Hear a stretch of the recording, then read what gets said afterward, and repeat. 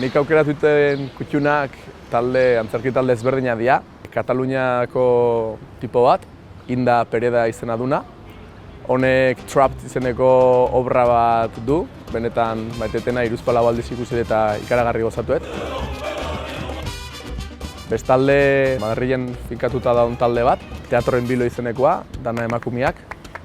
Hauen obra garrantzitsuena obra maestra izan da Interrupted, sari pila bat irabazi ditu, eta honea Euskal Herrira etorrita aukeratueten antzerki taldea da Deja Vu. Nire bizi osoko antzerki favorituena da Arrastoak izenekoa.